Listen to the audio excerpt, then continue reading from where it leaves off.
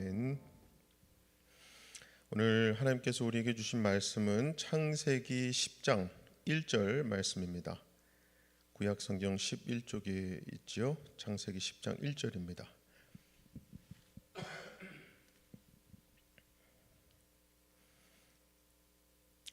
창세기 10장 1절 말씀 다 같이 한 목소리로 읽겠습니다. 노아의 아들 셈과 함과 야벳의 족보는 이러하니라. 홍수 후에 그들이 아들들을 낳았으니. 아멘. 이 창세기 10장은요, 인류의 새로운 조상인 노아 그리고 그의 세 아들들의 족보를 기록하고 있습니다. 지금도 많은 사람들은 노아의 세 아들들이 백인, 흑인, 황인의 조상이라고 말하기도 합니다. 그 이유는 백인의 조상으로 알려진 야벳은 주로 유럽 쪽으로 퍼져나갔고요, 흑인의 조상으로 알려진 함의 자손들은 주로 아프리카로 빠져나갔고, 셈의 자손들은 아라비아와 아시아 쪽으로 퍼져나간 것으로 생각하기 때문이죠. 그런데 우리가 주의해야 할 것은 창세기 10장이 결코 그러한 어떤 인종의 기원에 관한 정보를 알려주기 위해서 기록된 족보가 아니라는 점입니다. 게다가 함의 자손이 흑인으로 알려져 있습니다만 그것도 정확하지 않은 정보예요. 결국 이번 창세기 10장의 족보가 우리에게 알려주고자 하는 중요한 핵심 포인트를 잘 설명한 성경 구절이 신약 성경에 있는데요, 사도행전 17장 26절 말씀입니다. 제가 읽어드리겠습니다. 인류의 모든 족속을 한 혈통으로 만드사 온 땅에 살게 하시고 그들의 연대를 정하시며 거주의 경계를 한정하셨으니 라고 말씀해요. 이게 결국 사람의 눈으로 보기에는 백인, 흑인, 황인 등 다양한 인종으로 존재하는 것으로 보이지만 사실은 전부 다 한 혈통으로서 서로 형제 자매라고 하는 말씀이죠. 그래서 우리는 인종 간의 편견이나 우월감, 열등감을 가져서도 안 되는 것이죠. 자, 그렇다면 도대체 왜 성경은 노아의 족보 이외에도 여러 다양한 족보들을 기록하고 우리에게 전하고 있는가? 그러한 족보들은요, 단순히 인종의 기원을 밝히기 위한 것이 아니라 사실은 하나님의 복과 저주가 어떻게 흘러가는가를 보여주고 있는 겁니다. 자, 창조주 하나님께서는 최초의 아담과 하와를 창조하시고 그들에게 복을 주셨죠. 그 복의 내용은 땅에서 번성하고 땅을 다스리라는 것이었습니다. 그리고 노아의 홍수 이후에도 하나님은 비슷한 복을 주셨어요. 비록 죄로 인해서 세상을 홍수로 심판하셨지만 홍수 이후에 다시 사람들이 번성하도록 복을 주신 거죠. 자, 그런데요, 또 한편으로는 아담과 하와가 범죄하고 땅이 저주를 받게 됩니다. 그래서 사람이 땀을 흘려 노동을 해도 그 대가를 제대로 얻기가 힘들게 되었죠. 그 이후에 동생 아벨을 죽인 가인이 또 저주를 받게 됩니다. 가인이 받은 저주의 내용은 땅이 다시는 효력을 내지 않을 것이며 떠돌아다니는 방랑자의 삶을 살게 된다는 내용이었어요. 그리고 노아의 홍수 이후 노아의 아들이죠, 함이 아버지의 부끄러운 모습을 보고 여기저기 다니며 떠벌리고 다니죠. 그래서 함의 아들 가나안이 저주를 받게 되는데요, 가나안의 자손이 종으로 살아가게 된다는 저주였습니다. 즉 가나안이 저주를 받았다는 것은 결국 그의 아버지인 함이 저주를 받은 것이며 그의 자손들이 저주 아래 놓이게 된 거죠. 자, 여기까지가 하나님의 복과 저주가 흘러갔던 내용입니다.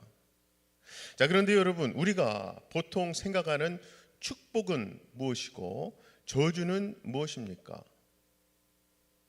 한국 사람들이 믿는 복 중에 오복이라는 게 있어요. 5가지 복이죠. 예를 들어서 우리는 치아, 이가 좋은 것을 오복 중에 하나로 생각했습니다. 왜냐하면 잘 먹어야 오래 건강하게 살 수 있다고 생각하기 때문이죠. 그리고 그 밖에도 자손이 많은 것, 부부가 행복하게 오래 사는 것, 남을 대접할 만큼 충분한 재물을 소유하는 것, 마지막으로 죽어서도 명당에 묻히는 것까지 해서 이러한 5가지를 오복이라고 했습니다. 결국 일반 사람들이 받기를 원하는 복을 간단하게 요약하자면 건강하게, 부자로, 행복하게 오래오래 사는 것이라고 말할 수 있을 겁니다. 그리고 사실 이러한 복은요, 그리스도인이든 비그리스도인이든 다 받기를 원하는 복이죠.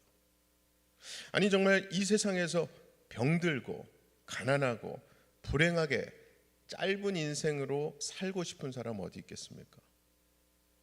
성경에서도 건강하고 부자로 행복하게 오래 사는 것이 복이라는 사실을 부인하지는 않습니다. 예를 들어서 믿음의 조상이라고 불리는 아브라함은요, 건강하고 부자로 오래 살다가 죽었어요.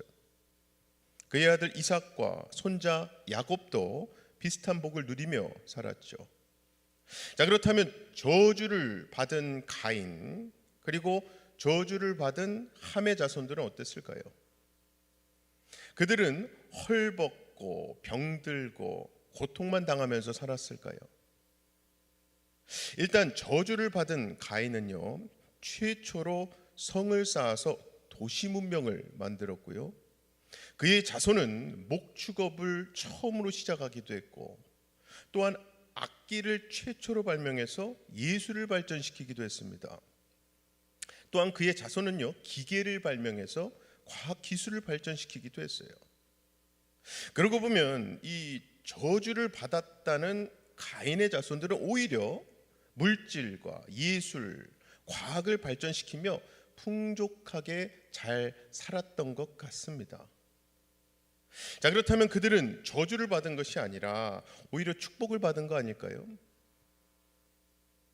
왜냐하면 그들은 좋은 집에서 풍족한 재물을 갖고 인생의 향락을 누리며 예술, 과학의 혜택을 누리며 살았으니까 사람의 눈으로 보면은 분명히 축복을 받은 것처럼 보이지 않겠습니까? 게다가 가인은요, 성경에서는 저주를 받아서 방랑자가 된다고 했는데, 방랑자가 되기는커녕 튼튼한 성 안에서 안전하게 살았거든요.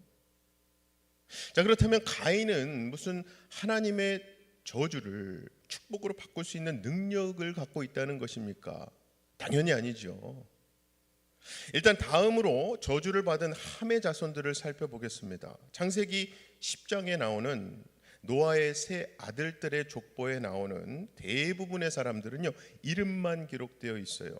그런데 함의 자손 중에서 특별한 사람의 이름이 등장하는데 그가 바로 니므롯입니다. 니므롯. 본문장의 8절, 9절 두 개 구절을 보시면은 구스가 또 니므롯을 낳았으니 그는 세상의 첫 용사라.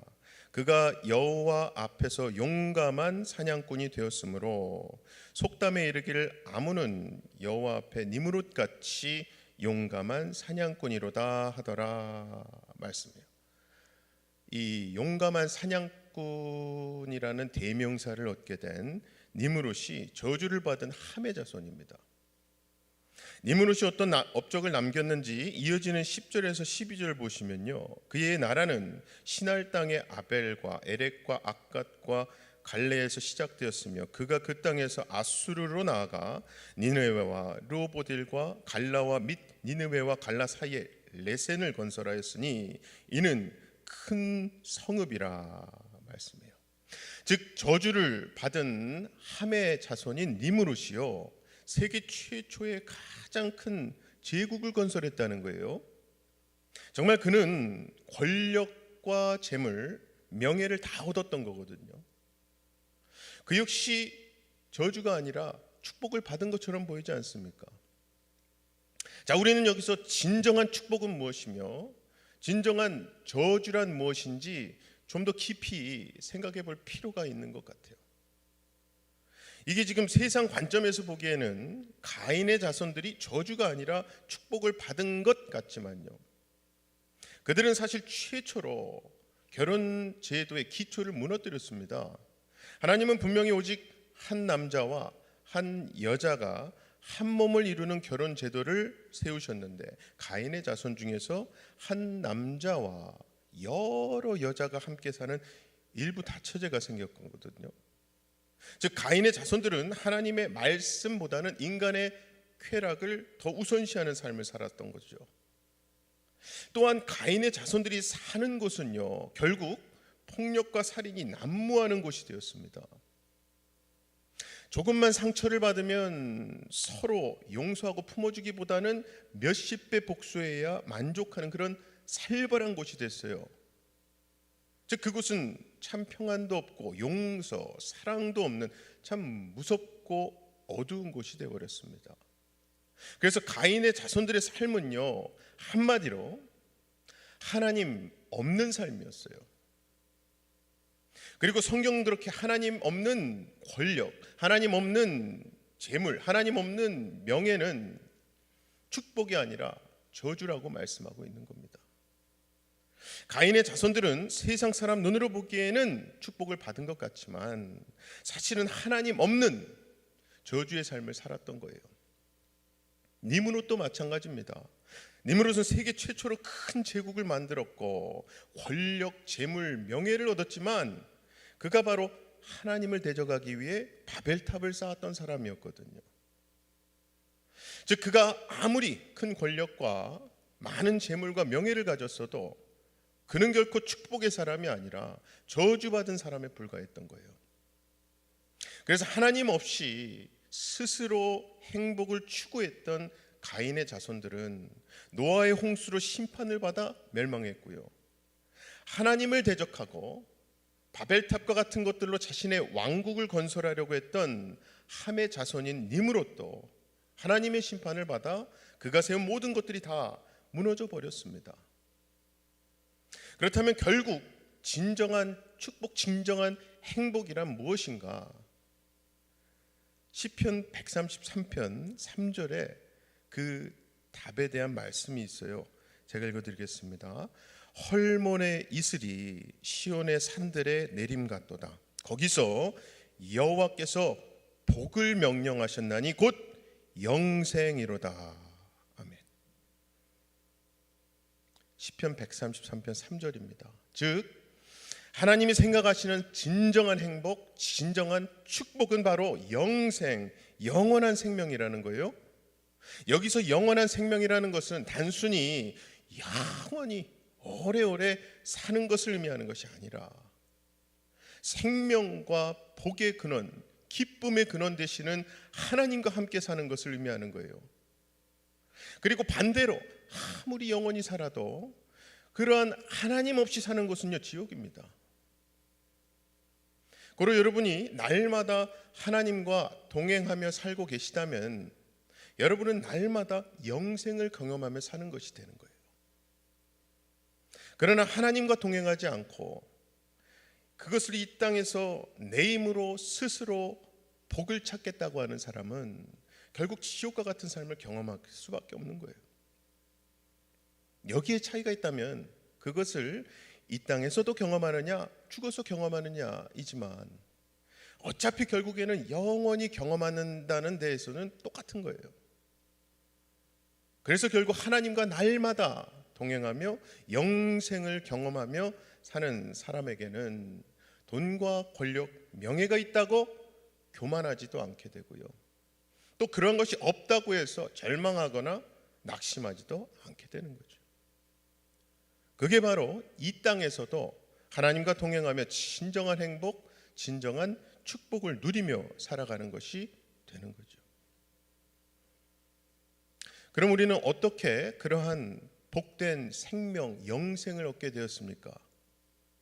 그것은 바로 저주받은 가인의 자손처럼, 저주받은 함의 자손인 니므롯처럼 살던 우리를 대신해서 저주를 대신 받으시고 심판을 대신 받으신 예수 그리스도, 그분을 믿음으로 우리는 그 영생을 얻게 된 거예요. 할렐루야. 아무쪼록 그렇게 귀하고 복된 영생을 얻은 자답게 날마다 하나님과 동행하시며 진정한 행복, 축복을 누리시고 이웃들에게는 받은 그 복을 나누시며 살아가시는 저와 여러분 되시기를 주님의 이름으로 간절히 축원합니다. 이 시간 다 같이 두 가지 기도 제목 놓고 기도하실 때에 찬송가 중에 내 영혼이 은총 입어 있잖아요. 거기서 3절입니다.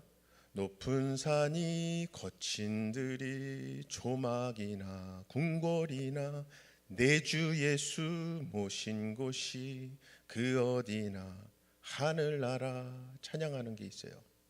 이 시간 오늘 주신 말씀 붙들고 기도하실 때에 내 주 예수 모신 나의 일터, 내 주님 모신 나의 가정, 교회, 우리 삶의 모든 관계가 하늘나라 왕 되시는 주님 모신 곳이라서 그곳이 하늘나라입니다. 고백이 흘러 넘칠 수 있는 오늘 하루 되게 해달라고 기도하십시다. 두 번째는요, 오늘 저녁부터 매주 금요일 엘토부 청년부 금요 모임을 시작합니다. 우리 청년들이 예배와 교제를 통해서 하나님 만나고 하나님과 동행하는 삶 살게 해달라고 기도 부탁드립니다. 함께 기도하겠습니다.